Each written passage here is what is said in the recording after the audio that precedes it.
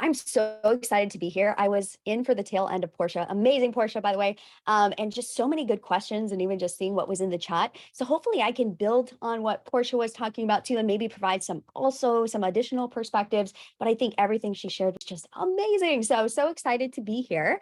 I am going to start sharing my screen here, and if for some reason you can't see it, just flag me. But I think we should be good. And we'll jump right in. So today we are talking about how to transform your LinkedIn profile to grow your network. So we're going to focus specifically on the LinkedIn profile. And I did see a lot of LinkedIn profile questions coming in. So hopefully if you didn't get yours answered, I can do my best to answer them at the end of this one too.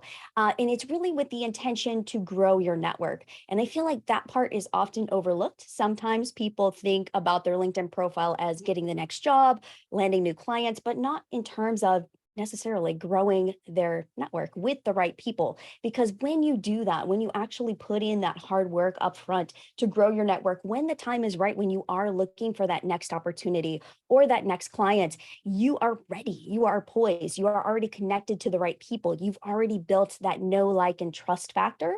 So that is going to help you incredibly as you are trying to get your next job, get connected to the right people, and also land new clients. So in this workshop, I'm going to show you how you can make the ultimate shift from being the industry's best kept secret, having little to show for your hard work, to creating an irresistible LinkedIn profile that helps you land that next opportunity as the go-to visible expert. And that's really what it's about. It's about having the right keywords on your profile. It's about your profile looking dialed in.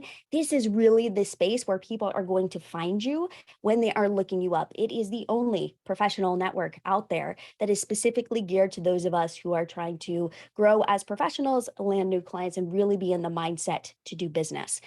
So if you have distractions, turn off all distractions and really, I think, just dive in today, immerse yourself in these 3 hours during the summit to really pay attention and take away what you need to take action, because that's really what it's all about.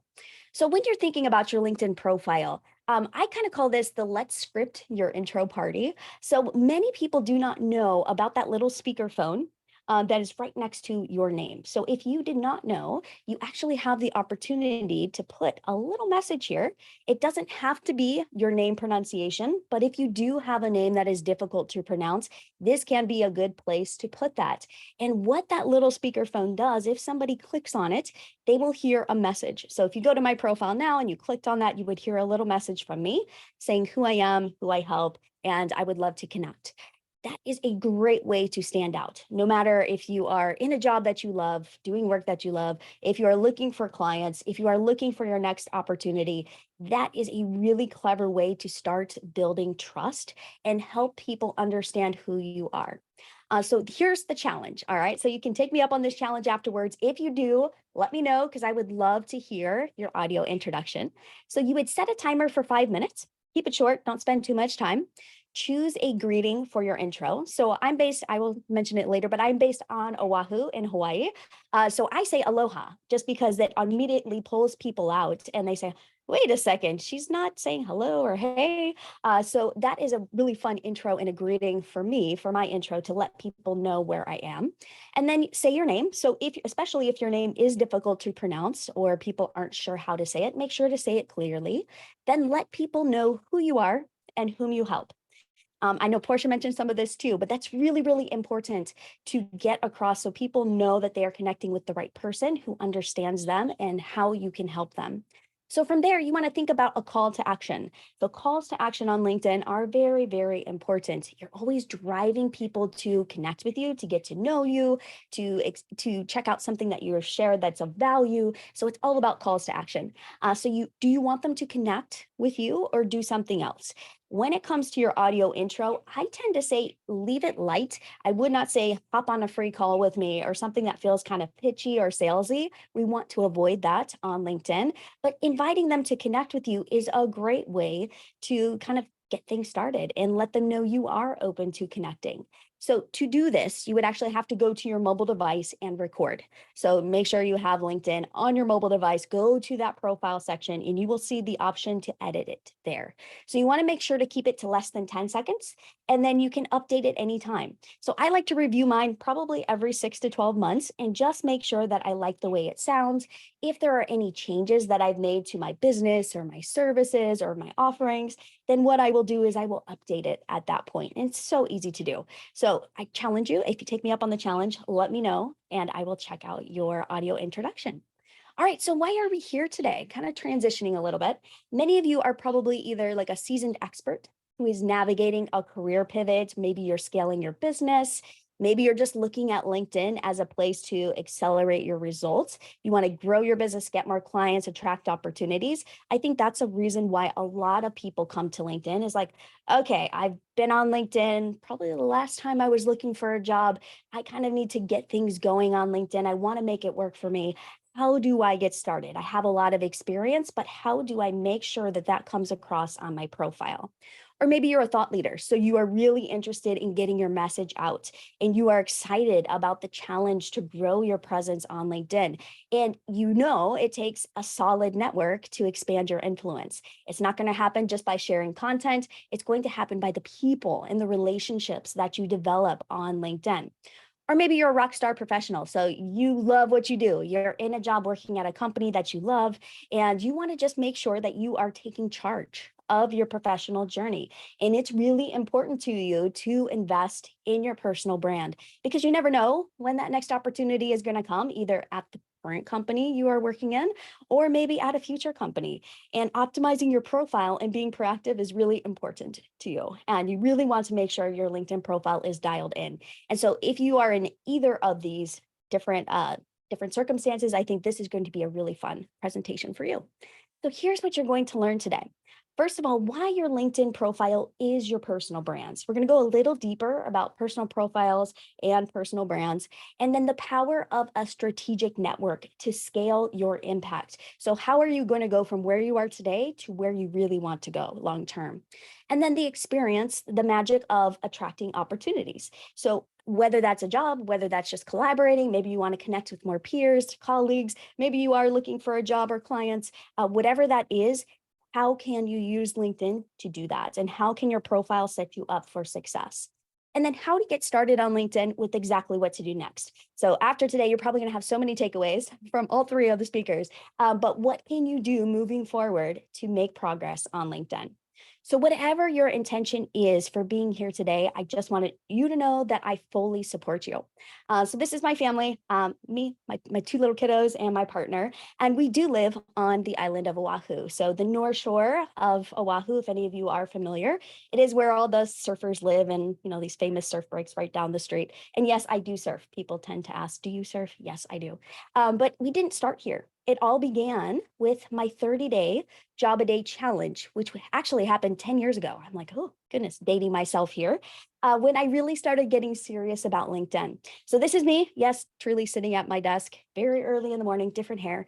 And what I was doing at that point, I was in a space where I was working at an agency. It was a good job. I enjoyed it, but I really wanted to get to the next level. I really wanted the experience of working at a startup and working in a different position. So I really wanted to go a little bit more into content marketing at that point.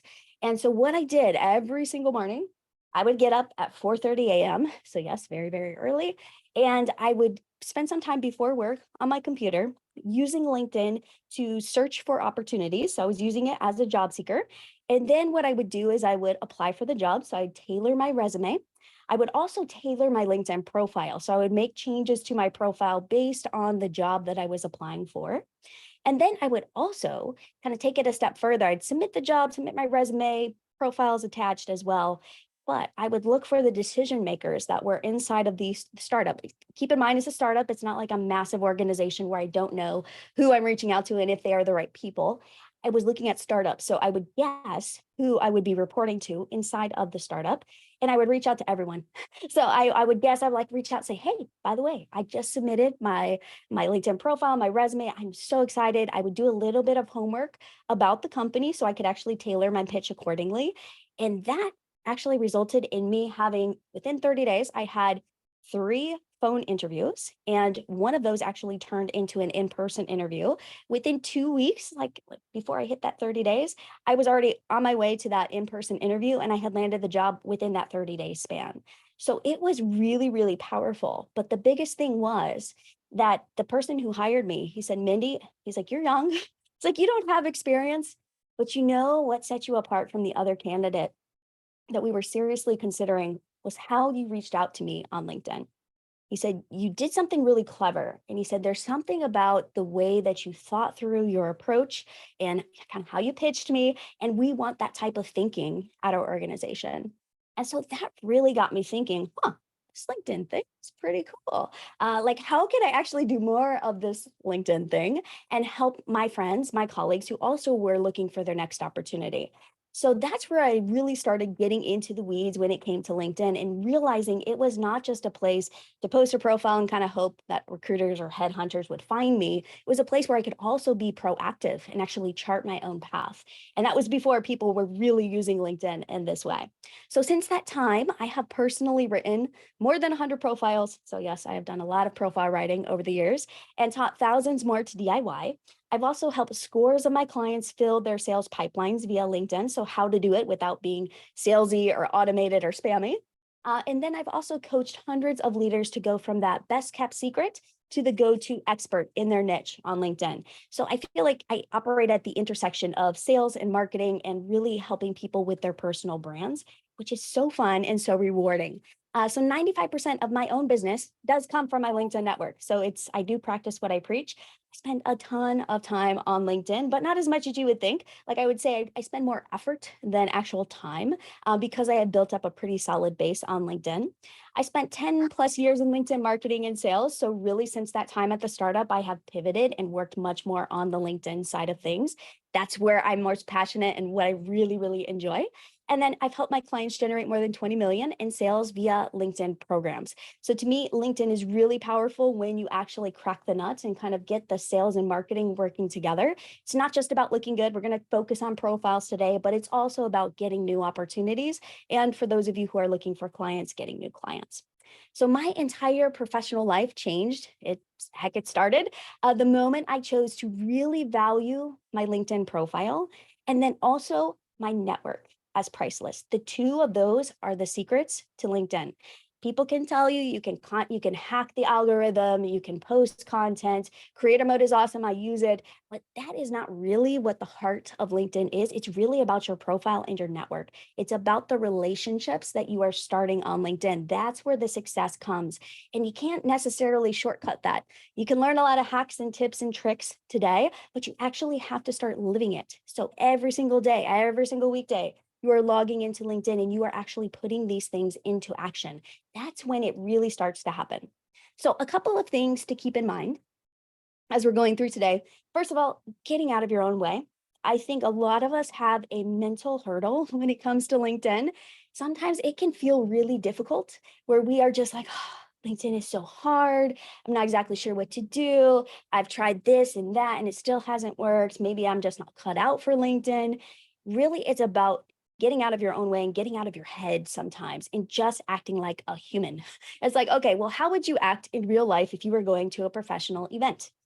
Okay, let's apply a lot of that same technique, a lot of those same practices to how you approach LinkedIn. You're not going in there into an event, passing out your business cards like a crazy person, holding signs, trying to get attention. It's all about the game, right? And so LinkedIn is very much a game. And when you learn how to play it and you learn how to, start conversations and be very clever, but also be authentic at the same time, but how you're engaging with people, that's where possibilities and potential really starts opening up. So it's about taking action, even just one action. So one baby step, even if you just take one thing away from today's summit that you can put into practice, you are going to start making progress on LinkedIn and start with that one baby step. You don't have to do everything that we talk about today by tomorrow. And I think sometimes it's easy to get overwhelmed because there's so many different things that you can learn, but just apply one thing. Pick one thing and work on that one thing. And when it comes to LinkedIn, perfection is your enemy. LinkedIn is changing all of the time. It is always changing, and we are trying to, like those of us who consider ourselves to kind of be in the know when it comes to LinkedIn, we are still learning all the time. We're learning from each other. There's always a new feature. There's another way that the algorithm is working. Things that we used to do 3 or 4 months ago aren't working anymore. So just keep in mind, it's not about being perfect. It's never going to be perfect enough on LinkedIn. It's all about how you approach it in your mindset. And so it's not about perfection. You're not trying to master LinkedIn per se. It's about really figuring out I call them your inner accelerator power. So how do you keep that momentum going on LinkedIn for you over time so you don't burn out, but it becomes sustainable and it becomes almost second nature. Like, okay, this is how much time I put into LinkedIn. This is what I'm doing. This is what's working. This is what's not working. And I'm going to lean into what is working. So keep in mind, get out of your own way, stay out of your head, and just take action. So crafting an irresistible LinkedIn profile and building an intentional, keyword intentional, LinkedIn network is the single most powerful and strategic way to land your next opportunity, attract those dream clients, and increase your net worth. It really is that simple, and it is not a shortcut. This is not a place where you're coming and being a dash in the pan and woo, overnight success. That's not how it works on LinkedIn. Most people don't become influencers overnight on LinkedIn, not any that I know. For most of us, it's over time. And you are very patient, you're very persistent, and you're also building relationships behind the scenes. Sometimes that is what we cannot see. And so a lot of us don't value it because we can't see it. We see the content, we see the engagement, we're like, wow, that's so exciting. But what we don't see are all of the relationships that are happening in the DMs. So keep that in mind too. It's about those relationships. So here's where we're going today. First of all, we'll talk about your personal brand on LinkedIn. Then we'll talk about some tips and tricks on how to optimize the most important sections of your LinkedIn profile. I will also show you a few real life examples of awesome profiles just for inspiration, and also some names that you can look up afterwards if you're curious what a really good profile looks like. Then we'll talk about the power of a strategic LinkedIn network and how that can help you, the types of people who actually should be a part of your network. Then we'll talk about a simple framework. So how do you simplify all of this and put it into a framework that actually works for you ongoing?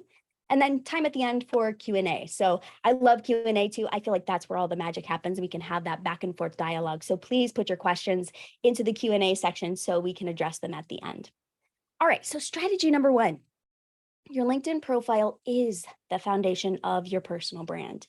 Really pay attention to your LinkedIn profile. That is something that you own. I see it as intellectual property. That's how I view mine. It is really important to me and to my business. Over any other social media platform, channel, anything, my LinkedIn profile is the most valuable to me because it is where people are coming when they are in the mindset to do work. So it is not the same as like an Instagram, as a TikTok, as a Twitter, as Facebook, where we are kind of distracted with other things. We're not necessarily there for work purposes, at least most of us, unless we're social media managers, in which case, a little different. But for most of us, when we are going to those other places, we are there to be entertained, maybe to be inspired, keep up with friends and family. But when we come to LinkedIn, it's about work. It's about professional career. It's about clients. It's about discussing how we can grow as professionals. So I think keeping that in mind, that's why LinkedIn is so, so powerful and such a great tool for those of us who do want to connect on a professional level. So prioritizing your brand. Why does your personal brand matter? When somebody actually runs a search, like they look you up on a Google search or something like that, what are they going to find at the top? Most likely it's going to be your LinkedIn profile, unless your name is the .com. My name is, but still my profile often pops up. People have taken screenshots and sometimes my profile will pop up higher than my actual first and last name, which is kind of surprising. So to attract your people, you really want to make sure that your profile is irresistible and make sure that it is also up to date. Sometimes when we are in job seeker mode, we'll update it, we'll put all this time into our profiles, and then we just kind of like forget about it until we meet our next job.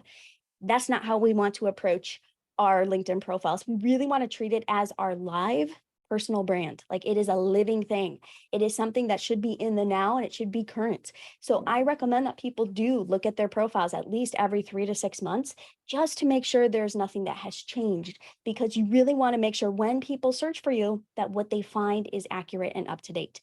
Like I mentioned, the principle number one is the power of search. When they search for you, they are going to find your LinkedIn profile. So just keep that in mind, unless you have a really common name like John Smith. If so, that may be a little more difficult. But for many of us who don't have such a common name, your profile is going to show at the top of a search. So keep that in mind. It's so, so important.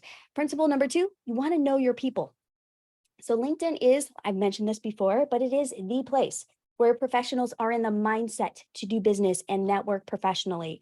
And again, the key is the mindset. So when you are on LinkedIn, that is to your advantage, because when we are here, we're thinking about being professional. It's almost like kind of walking into a virtual water cooler at the office, where we're all hanging out, but it's in a professional space. It's not, a family barbecue.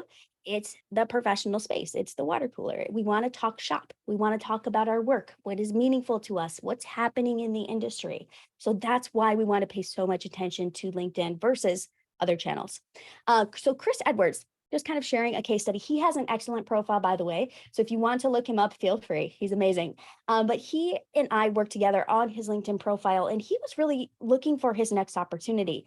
So about him, he's a creative, he's a storyteller. He is the one that came up with that jingle, "Give me back that fillet of fish." Any of you know that McDonald's jingle there? And that was his brainchild. And so with him, he really wanted to focus on his personal brand. And he said, "Mindy, I know my brand is important to me. I want to get my next opportunity, but I also want my brand to look good too." So he crafted a brand that told a story that built off his motivational speaking and his portfolio of work at ad agencies. So he has a lot of really great visual material on his profile. So if you're curious how to make your profile very visual, his is a really good example. So results, after dialing in his LinkedIn profile and adding a number of visual elements, he actually landed his next opportunity at a company he loves. And I see him in my LinkedIn feed all the time, like talking about something at the company they're hiring, or he's adding people to his team.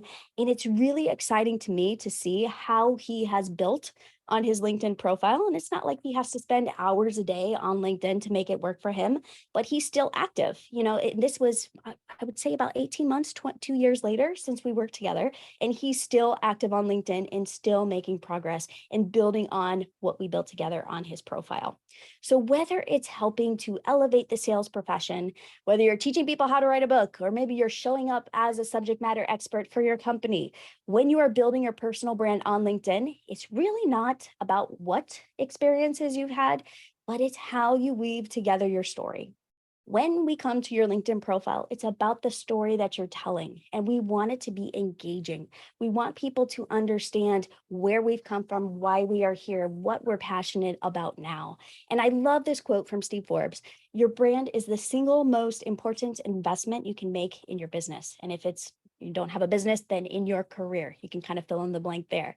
It is so powerful because you control your brand. You control the narrative. You get to tell people, why you are doing what you're doing. You get to explain that for yourself. And your LinkedIn profile is the best place to do that. So strategy number 2, when building your personal brand, it does all start with an optimized LinkedIn profile. And that's why we're here today. We're talking about all things LinkedIn today from start to finish. And your profile is the crux. It's the core of what we are talking about today. So your LinkedIn profile is where you get to showcase your expertise. Not in unnecessarily like a braggadocious way, but it's really where people are looking to learn more about how you got to where you are today. So don't be afraid to showcase your expertise. I've worked with so many clients, just either coaching or actually writing their profiles for them. And it's like they're a little bit shy. They're like, "Well, isn't that a little too in your face? Or is that a little too salesy? Is that a little too?" I'm like, "No, you talk about your experiences. What accomplishments are you proud of? We want to know. We want to hear about the impact that you are making in your niche, in your industry, in your career." So you talk about that on your LinkedIn profile. And that's what people do want to see. So keep that in mind. You do want to make sure your expertise is very visible, it is clear, and people understand it. So when it comes to your LinkedIn headline, this section is, everybody has their own variation on what should go into a LinkedIn headline. But this, just keep in mind, your LinkedIn headline is your first impression. Any of us that are on LinkedIn, we know, we've seen it. You look at somebody's profile and the first thing that you see is the first few words in their headline. So whether they're commenting or sharing a post, sending you a message, or sending you a connection invitation, I should say, you're going to see that headline right there, right next to their name. So, what does yours say? How do you feel about your LinkedIn headline?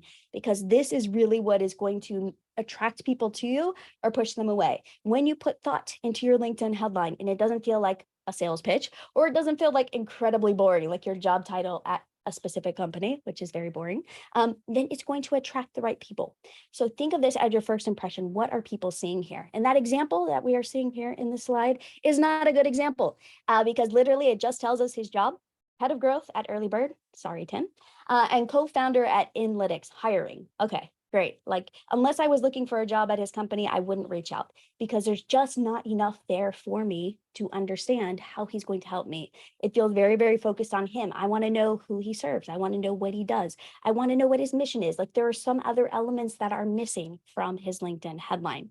So when it comes to crafting a good LinkedIn headline formula, this is the one that I recommend. I use this for just about all of my clients. There are some variations, but this is the basics that need to go into your headline. So first of all, who you are. So who you are, I'm talking about your job title or how you call yourself. Like, what do you do? What is that title? Don't get too clever. I've had some people that are like, well, Mindy, this is my job title. And I'm like, well, does anybody know what that actually is? Like, does your target audience know what that is? Because I don't know what that is. And that's definitely not optimized for search. So in terms of search and like popping up in search, I know Portia mentioned some about this, but it's really important to have the right keywords. So who you are. So mention your job title, what you call yourself. How do people like say, oh, Mindy Rosser is I don't know, what is she? A LinkedIn expert, social selling strategist, whatever you call yourself, that's what needs to be in that who you are section. I usually lead with that. So who you are, then whom you help. So think about your target audience. Who are your people? When you mention them, you call them out here, that really helps people say, oh, you want to connect with people like me, or you work with people like me, or if they're a colleague or a peer, oh, I work with the same target audience. This is great. Or a similar target audience, but we're in the same field. So make sure that you call out who you help and the people that you work with and how you're helping them. If you are inside of an organization, then you want to speak to the people that you are in service to inside of the organization. If you are not an entrepreneur or somebody searching for clients. So keep in mind, you do want to call them out here. Then how you help them. So what does that mean? How are you helping them? Like, what are you actually doing? As in my example, a social selling strategist, how am I helping people to create awesome profiles, to build a LinkedIn network? Like, what are the things that I help people do? What are the top things people might be searching for that I can help them with? You want this to be very clear, and you don't want it to be too wordy. I've seen people try to put all the keywords and use all 220 characters, to get in all these keywords, but it's really difficult to read. So keep in mind that you want this to be rolling off the tongue. Like if somebody's reading it aloud, does it feel really clunky and just kind of like line break, line break, line break? Or does it like, oh, that's like, that makes complete sense. It's like two sentences or two fragments of sentences that just kind of flow off the tongue. So just keep that in mind too. You don't want this to be too wordy. And then the results that you generate. So in terms of what are people going to get as a result of working with you or hiring you, what does that look like? So painting that picture for them. So in my case, it's like I help build strategies or thought leadership programs. These types of things are what you could put inside of your headline. So there are a lot of ways to put this formula together, but just keep in mind who you are, whom you help, how you help them, and the results that you generate for them. Now let's move into the LinkedIn About section. This is really your second impression. And I know Portia mentioned it, but it's really, really important. Like keywords matter a lot. Key phrases matter a lot in this section. But what I have seen a lot of people do, what we used to recommend a few years back was just kind of putting keywords and then just listing all of the words and phrases you wanted to be found in search. That doesn't work so well anymore. What you really want to think about is weaving in those sentences or those phrases and those keywords into the narrative. So making it feel a little bit more like dialogue, easier to read for people, not just kind of like listing out all the key phrases you want in your about section. You want to weave them in naturally so they fit into the sentences. But this about section is your second impression. When people are hooked by your headline, what they're going to do is they're going to say, huh, that headline got my attention. Let me see what else is on your profile. So they will scroll down. They're going to look at your about section. You've got to capture them in that first line or two, depending on if they're on mobile or desktop, they'll see more or less verbiage there. But you just want to make sure that you hook them because then they will click to see more and read the rest of your about section. Your whole goal with your profile is to pull people through your profile.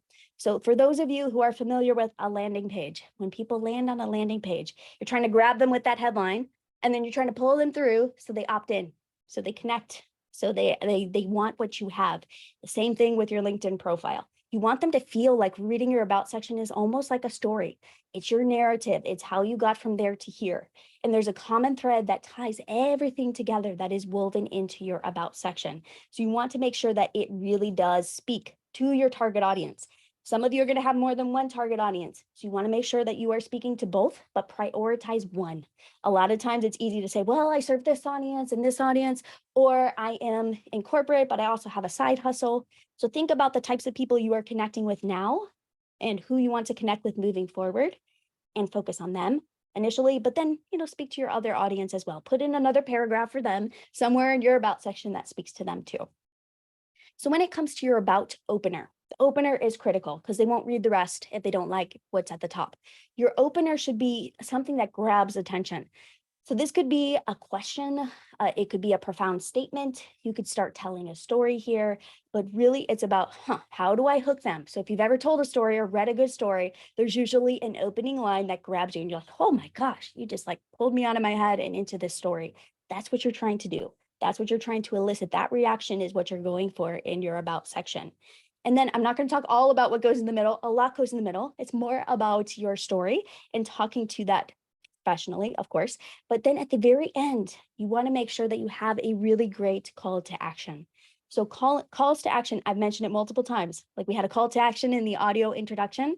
Your headline is not exactly a call to action, but if people are interested, they're going to come and look on your profile, and there should be many calls to action on your profile. So the call to action here is going to be calling out your target audience again. So saying, if you are fill in the blank name of target audience, interested in connecting with somebody who does what you do, fill in the blank there, let's connect on LinkedIn, or you can email me. Something very similar to that will work very, very well in this section, but always end your about section with the call to action, and try not to put too many. Like I've seen some people that have a call to action, like let's connect on LinkedIn, and then they have like all of their social media handles, their YouTube channel, their podcast, their blog. It's like, okay, tell them one or two things that you want them to do, and don't worry about listing everything there. They can find it. The rest of the stuff is on your profile elsewhere, but in the about section, really focus on one or two calls to action. Usually it's let's connect and here's my email address. Just keep it super, super simple. All right, so let's move on down the profile. I'll take a drink. So with your LinkedIn experiences, this is where you're going to add credibility. So again, in the headline, we hooked them. Like ideally, we're trying to get them to look at our profile. Then in the about section, we told a story. And so hopefully they're like, oh, they read the story, like, oh, that's great. Now we're going to scroll down to the experience section and see if they have the credentials to back this up. So just think in terms of your experiences where you're going to add all of that credibility. So with your experiences, you don't have to get long-winded. You don't have to tell stories in every single experience section. It's really high-level overviews, so you can keep it very, very simple. And again, think about your keywords, your key phrases that need to be in a search that people might need to find you. So make sure that these key phrases are woven into your experience section. So adding credibility is key here. And you'll see that we have skills, like if you're looking at the screenshot skills, that has recently kind of come into favor too, with LinkedIn is allowing you to attach your skills to your experience section. So make sure to do that. It's really simple to do, but really credibility. That's what we're going for here. So you want to focus on your top 5 experience sections. There are more than that. Many of you have more than that. Some of you may not have as many if you've been at the same role for a long period of time, but most likely you have 5 or more experience sections. The reason I say to focus on the top 5 is that that's what people can see. So if they have to click off to see the rest of your experiences, most people aren't going to do that unless they are a headhunter or recruiter, in which case they're going to want to see your whole work history. But for our purposes here, from a personal branding perspective, you really want to focus on those top 5 experience sections. Always have a current experience. There is an option for a career break. So that I'm so happy that LinkedIn put that there now. So if you have had a career break that feels significant to you and you want to explain it, you can actually use that option to be one of your top 5 experience sections. So if you are in job seeker mode, you can use that as well. Just explain what you're doing during that time. Like take that opportunity to say, I'm working on these, professional development skills or something, or some people are taking sabbaticals, some people are doing research. So whatever you're doing during that time that speaks to your professional capabilities, make sure to mention it in the career break section, but always have something that is current so your profile does not look out of date. And then what you want to think about is the common thread. So what is the common thread that weaves through all of your experiences? Make sure to focus on that. So for example, if you have had a lot of different jobs, like I have, I actually worked at a pet store, then I was in agency world, then I was a content marketing person at a startup. It's like, okay, how does all of that tie together? I was a fitness director for a while. Well, first of all, you don't have to list everything you've ever done on your profile. So if you have very early experiences, you can just take them off. That's fine. Focus on the stuff that is a little bit more relevant. Then once you are down to the stuff that is relevant, think about the common thread that weaves through all of those experiences. So how did you get to where you are today? How do those early experiences, even if they were really different in different job titles, how did they give you the foundation to do what you do now better? So think about that common thread that weaves through all of your experience sections. So kind of in conclusion with the profile section here, a great LinkedIn profile instantly attracts the right people and it repels the wrong people. It's okay to be a little bit polarizing. If people don't like your profile, that's fine. They can move on. They can connect with somebody else.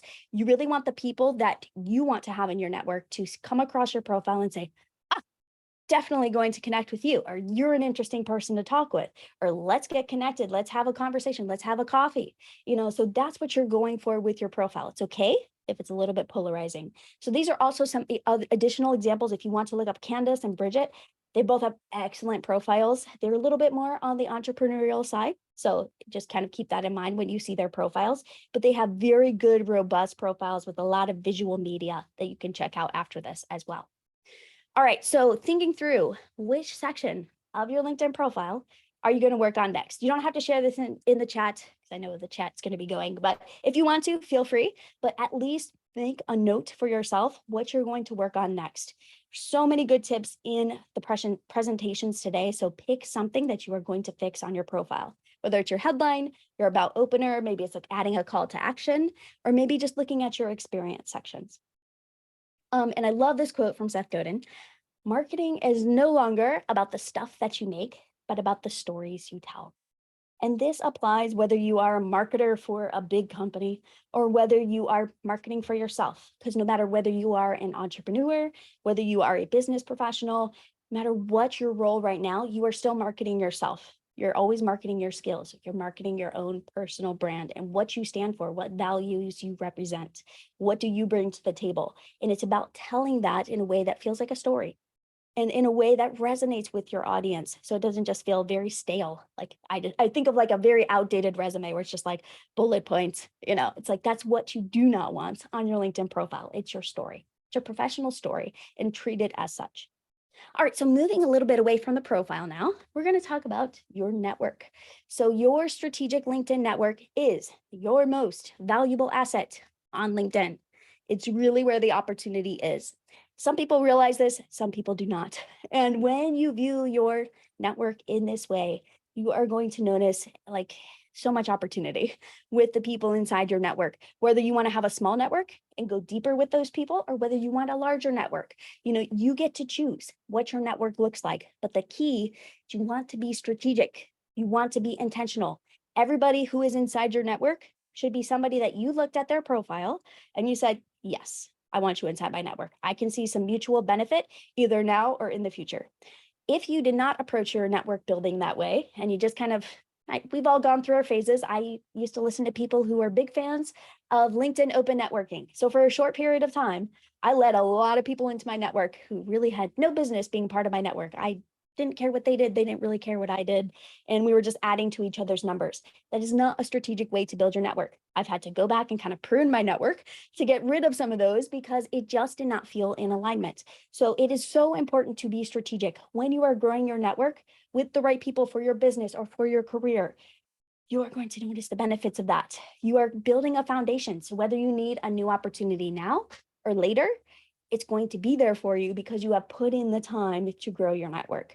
A strategic LinkedIn network is really filled with the good people that you want to do business with in some way.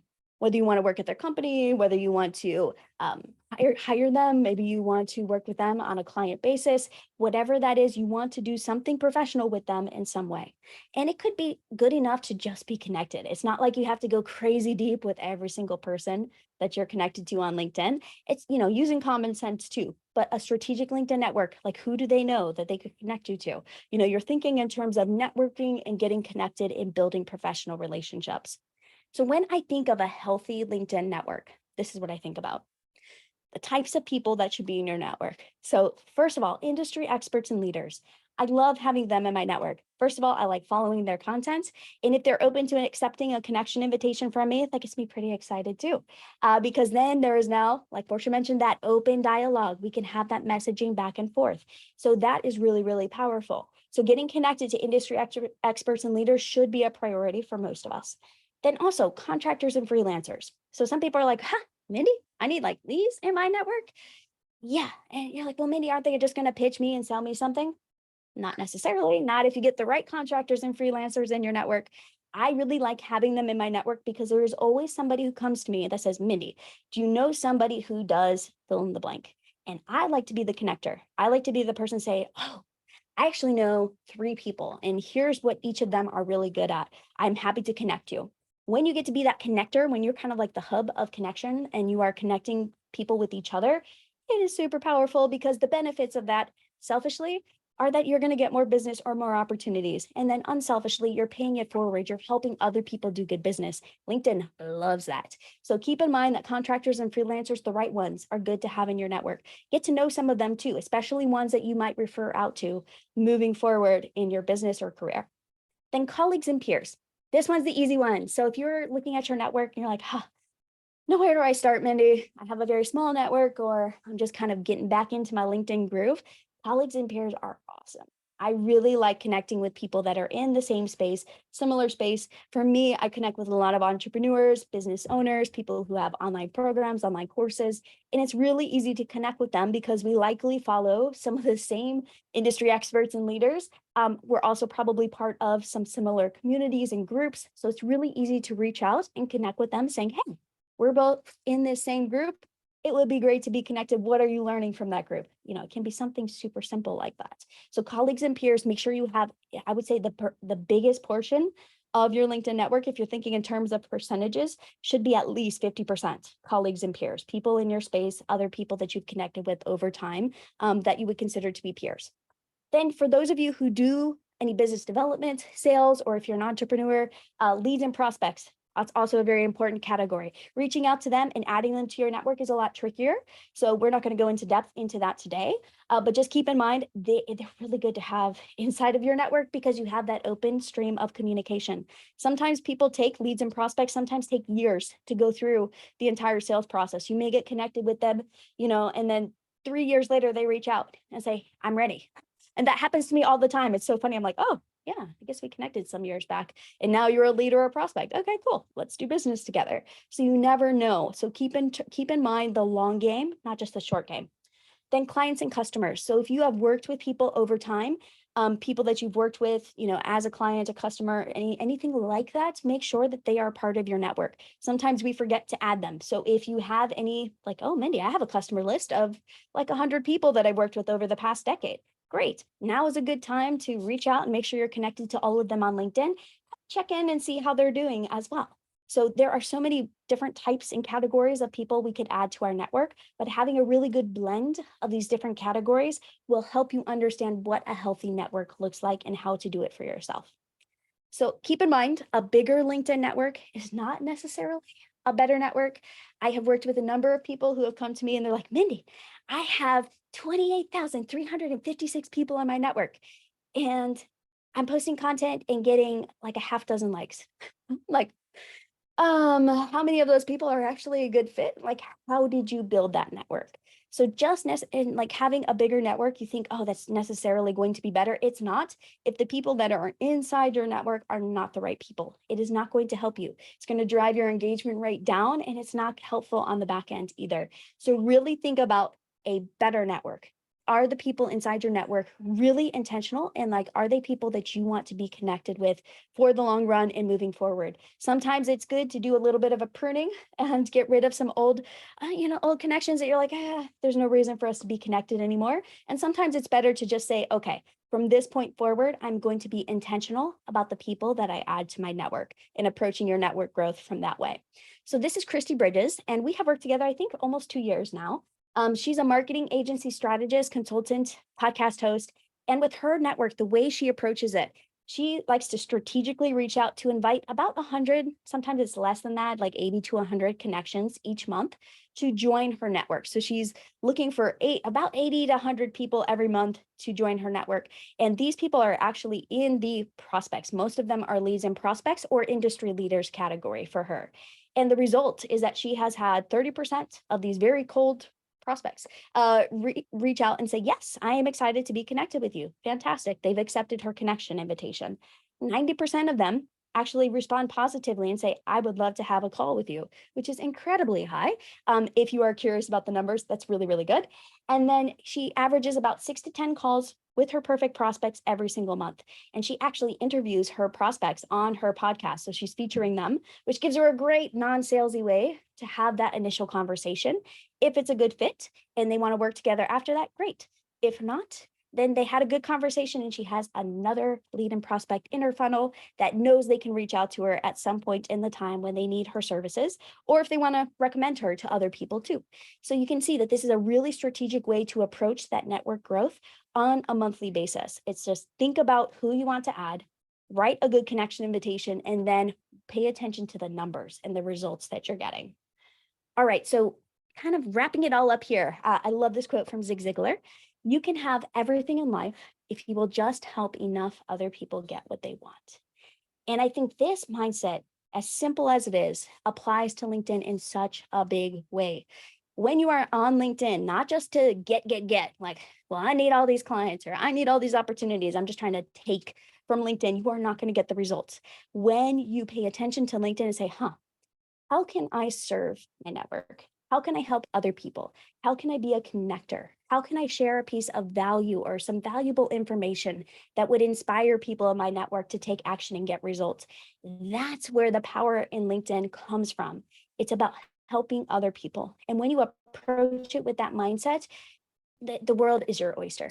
So it's really, really powerful. So basically, it's all about putting it together. So putting together a very simple framework to optimize your profile and build your network. The framework does the heavy lifting and you simply do the showing up. So I like to think of the framework as a checklist. Like, what should you be doing on a regular basis on LinkedIn to get results for yourself? It's really not about trying to hack the algorithm or, send a bazillion connection invitations or spend hours on LinkedIn every day. It's really about just choosing a framework to follow for the most important things on LinkedIn without wasting your time creating content or doing things that don't work. And kind of skipping to the checklist here, all you have to do is, first of all, remember your LinkedIn profile is your personal brand. It's the foundation. So build a really solid personal brand and value it. Then craft a good profile. So we talked about the most important elements today. I'm sure you've gotten other tips from questions and answers too, to create a great profile. Focus on the profile. That's the heart of LinkedIn.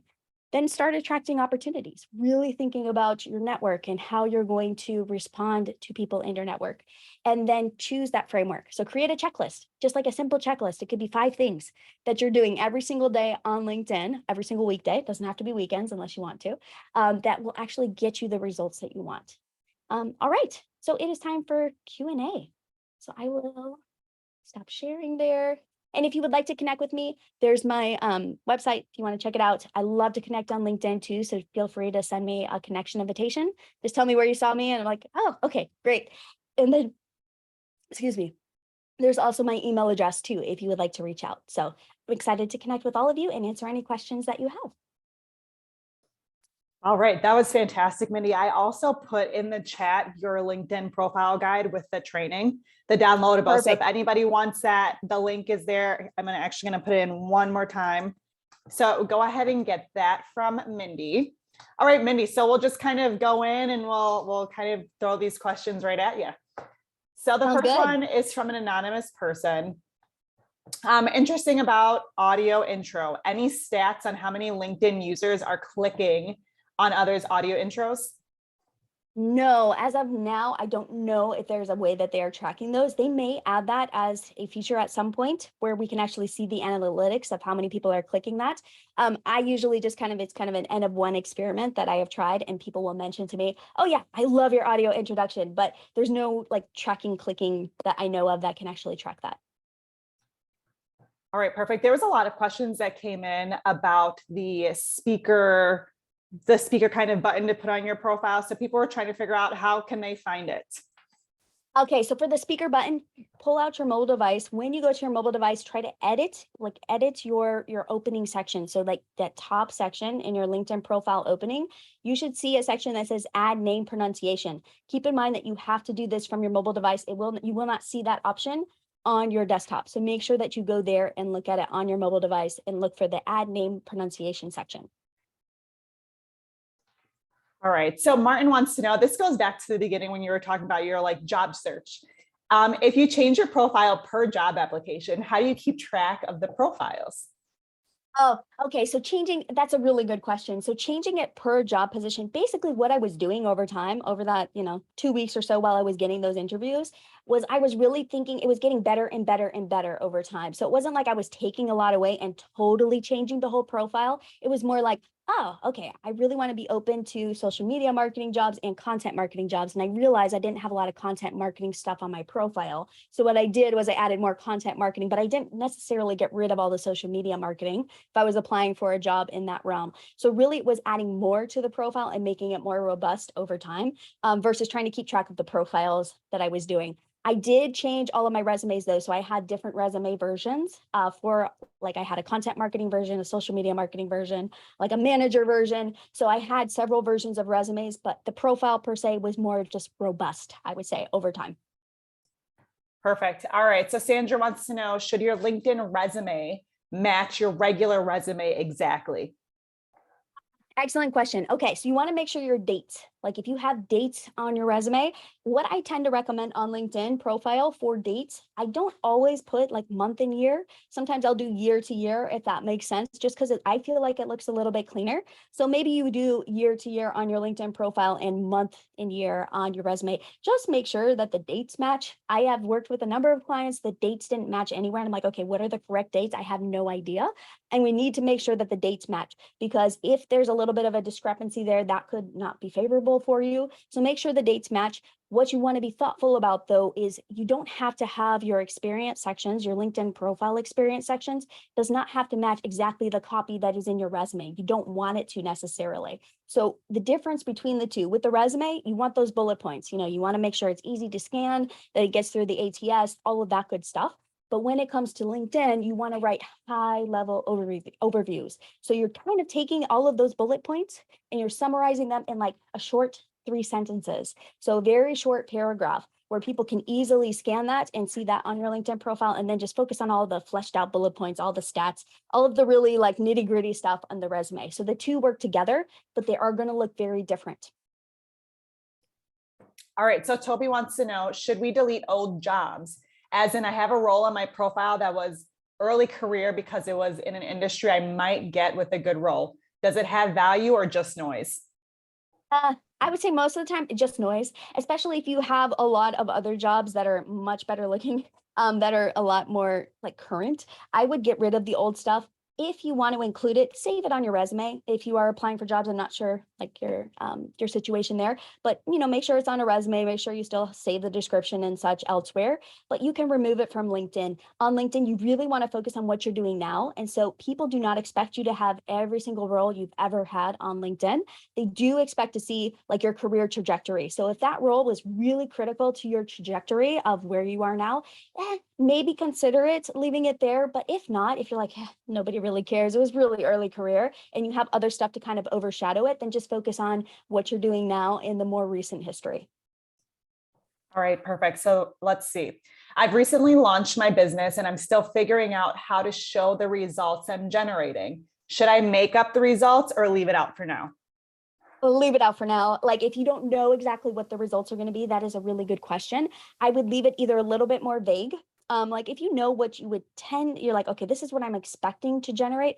Don't get super specific, but just let them know. Like, if, for example, like for me, if I was describing creating like strategies, I wouldn't say strategies that decrease churn or, like put in a statistic in that results that you generate section. I would keep it vague. I would say, yeah, I create strategies for these types of organizations. So there's a way to approach it where you're not being out of integrity. Be very careful not to be out of integrity or oversell in that headline or make it feel like you're selling too much in that headline. You want to be in integrity, also be honest, but do make sure that it is clear. So clear enough where people are like, okay, these are the results I could expect, or this is how you're going to help me. Don't leave that too vague, but make sure that there's enough there that people understand what you do.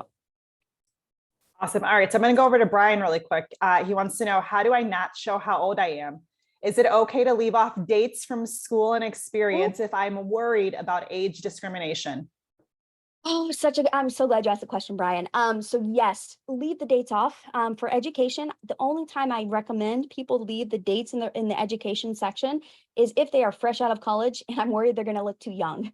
Then I say, okay, make sure to put dates so people know you are finished with your degree. You look really, really young.